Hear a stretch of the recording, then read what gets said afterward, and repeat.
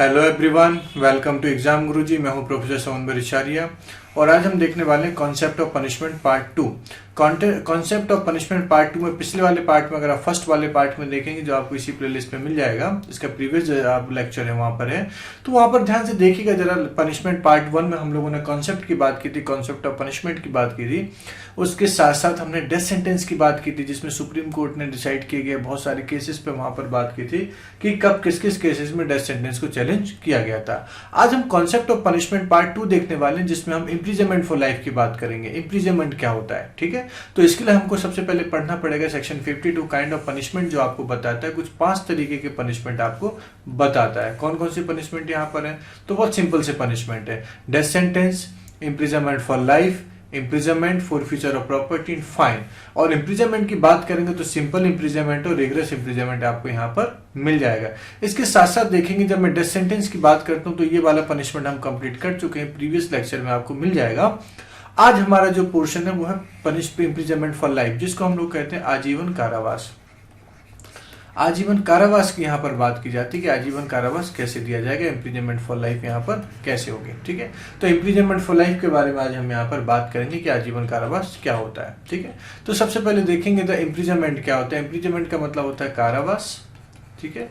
तो इम्प्रिजनमेंट क्या होता है, तो इम्प्रिजनमेंट के बारे में कहा गया कि the general meaning of imprisonment means, सामान्यतः कारावास को कैसे परिभाषित किया गया है, तो एक वर्ड इस्तेमाल किया जाता है यहाँ पर कैपिटिविटी वर्ड इस्तेमाल किया जाता है, जिसका मतलब होता है कैद करना।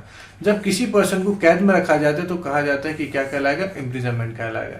इसके साथ साथ अगर हम लोग देखेंगे तो दूसरी बात यहाँ पर निकल के आती है, तो पुट समवन इन प्रिजन, किसी व्यक्ति को कैद में डाल देना या जेल में डाल देना, ठीक है, जेल में डाल देना, ये भी क्या कहलाता है, इम्प्रिजनमेंट कहलाता है। जब भी किसी पर्सन को प्रिजन में डाला जाता है, जेल में डाला जाता है, कैद में डाला जाता है, तो उस पनिशमेंट को हम लोग क्या कहते हैं, इम्प्रिजनमेंट कहते हैं, कारावास कहते हैं। बात समझ में यहाँ पर। अब इसके बाद आगे देखेंगे हम तो कुछ प्रोविजन आपको मिल जाएंगे इम्प्रिजनमेंट से रिलेटेड। तो बेसिकली इम्प्रिजनमेंट की जब बात की जाती है, कारावास की जब बात की जाती है, तो 2 तरीके के इम्प्रिजनमेंट आपको मिलेंगे, सिंपल इम्प्रिजनमेंट और आपका रिगरस इम्प्रिजनमेंट। सिंपल इम्प्रिजनमेंट का मतलब होता है सादा कारावास, सादा कारावास, और रिगरस इम्प्रिजनमेंट का मतलब होता है यहाँ पर कठोर कारावास, ठीक है। सिंपल इम्प्रिजनमेंट और रिगरस इम्प्रिजनमेंट, इसको आगे समझते हैं। तो देखेंगे रिगरस इम्प्रिजनमेंट में एक और क्लॉज आपको मिलता है जिसको हम लोग कहते हैं सॉलिटरी कन्फाइनमेंट, जिसका मतलब होता है एकांत परिरोध। देखिए ये भी एक पनिशमेंट होता है, सॉलिटरी कन्फाइनमेंट एक पनिशमेंट होता है। लेकिन ये क्वेश्चन जरूर उठता है कि भाई सेक्शन 53 में क्यों नहीं लिखा हुआ सॉलिटरी कन्फाइनमेंट, क्यों? क्योंकि इससे रिलेटेड प्रोविजन आपको मिलेंगे सेक्शन 73 एंड सेक्शन 74। लेकिन सॉलिटरी कन्फाइनमेंट को सेक्शन 53 में कंसीडर नहीं किया गया। इसलिए नहीं किया गया कि सॉलिटरी कन्फाइनमेंट बेसिकली पनिशमेंट नहीं होता, एक काइंड ऑफ पनिशमेंट होता है। इसका मतलब है कि जब किसी पर्सन को इम्प्रिजनमेंट दिया जाता है, और इम्प्रिजनमेंट भी क्या दिया जाता है, रिगरस इम्प्रिजनमेंट दिया जाता है, तो वहां पर सॉलिटरी उसका एक भाग सॉलिटरी कन्फाइनमेंट हो सकता है, उसका एक हिस्सा सॉलिटरी कन्फाइनमेंट हो सकता है। इसलिए सेक्शन 53 में इसको कंसीडर नहीं किया। क्लियर। अब इसके बाद देखेंगे आगे सेक्शन 60 कुछ कहता है, as per section 60 of IPC, ठीक है।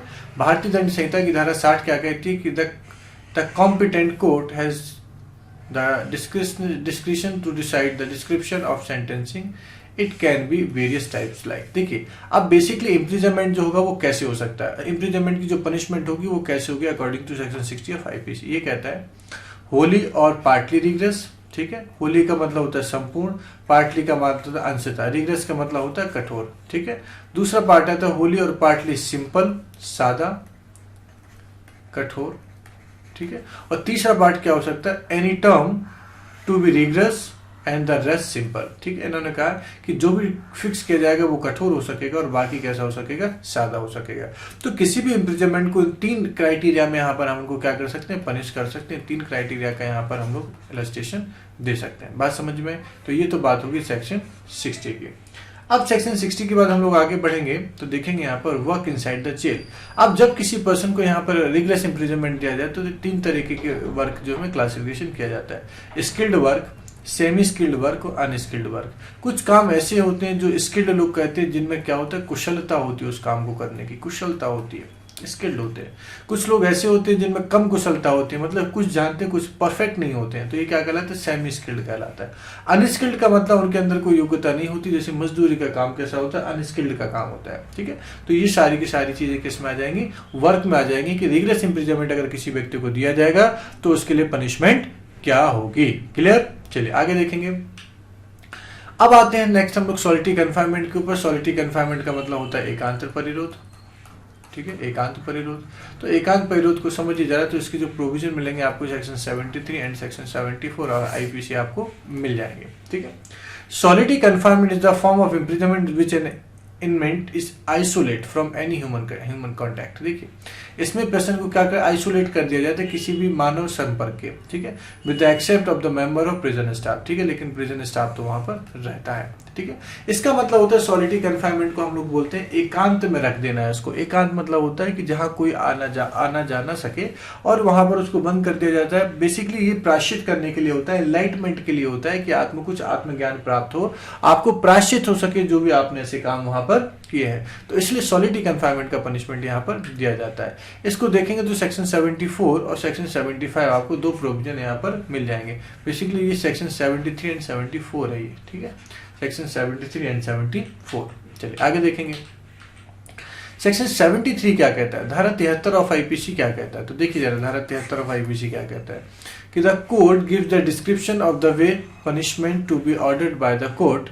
ठीक है, well giving solitary confinement the court shall keep in mind not to exceed 3 month in total. ठीक है, अब उन्होंने कहा कि सॉलिटरी कन्फाइनमेंट जब कोर्ट देगा, ठीक है, सॉलिटरी कन्फाइनमेंट जब कोर्ट देगा तो किसी भी कंडीशन में वो कैसा नहीं होना चाहिए, 3 साल से ज्यादा का नहीं होना चाहिए। कैसा नहीं होना चाहिए, 3 साल से ज्यादा की पनिशमेंट नहीं होना चाहिए, 3 साल से ज्यादा की सजा नहीं होना चाहिए। इनकी बात। अब उन्होंने कहा कि द स्केल है ना एज फॉलो। अब ये 3 साल का डिवाइडेशन कैसे करोगे, तो 2 पार्ट में डिवाइडेशन करोगे, एक इम्प्रिजनमेंट और दूसरा सॉलिटरी कन्फाइनमेंट। तो उन्होंने कहा कि if the term not exceeds more than 6 month, ये बात की गई किसकी, इम्प्रिजनमेंट की बात की गई है कि अगर इम्प्रिजनमेंट आपका 6 महीने से ज्यादा का नहीं है, not exceed more than 6 month, तो सॉलिटरी कन्फाइनमेंट कितना दिया जा सकेगा, 1 महीने का दिया जा सकेगा। ठीक है, if the term exceed more than 6 month, यदि 6 महीने से ज्यादा की सजा है तो माना जाएगा यहाँ पर कि नॉट एक्सीडिंग 2 मंथ। ठीक है, तो सॉलिटरी कन्फाइनमेंट कितना दिया जा सकता है, 2 महीने तक का दिया जा सकता है।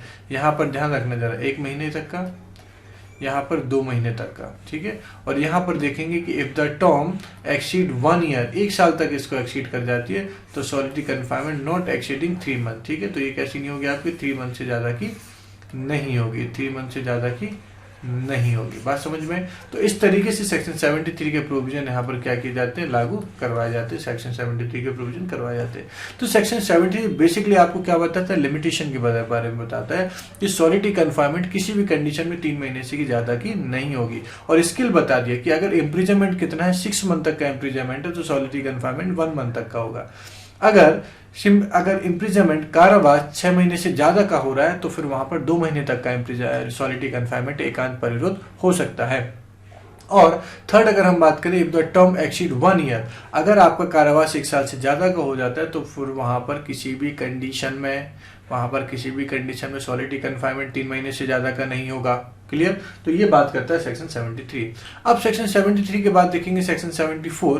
बेसिकली सेक्शन 74 एग्जीक्यूशन की बात करता है सॉलिटरी कन्फाइनमेंट के, execution of solitary confinement. Clear, तो section 74 of the IPC give the limit of solitary confinement while executing the solitary confinement. देखिए, तो ये किसके बारे में बताता है, एग्जीक्यूटिंग के बारे में बताता है, एग्जीक्यूशन के बारे में बताता है सॉलिटरी कन्फाइनमेंट।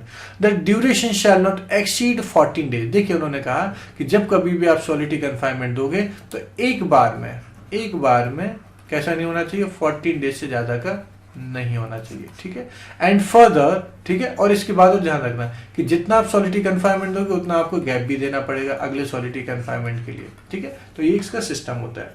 लेकिन इसका सेकंड पार्ट करता है कि the imprisonment given exceed 3 month, यदि कारावास 3 महीने से ज्यादा का है। ठीक है, अगर कारावास 3 महीने से ज्यादा का है तो confinement shall not exceed 7 days.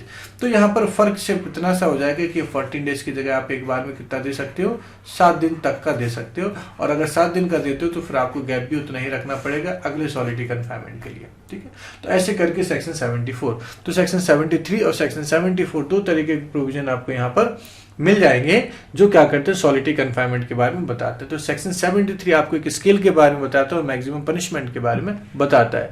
लेकिन सेक्शन 74 को ध्यान से देखेंगे तो एग्जीक्यूशन के बारे में बताता है कि सॉलिटरी कन्फाइनमेंट को एग्जीक्यूट कैसे किया जाएगा, उसका निष्पादन कैसे किया जाएगा।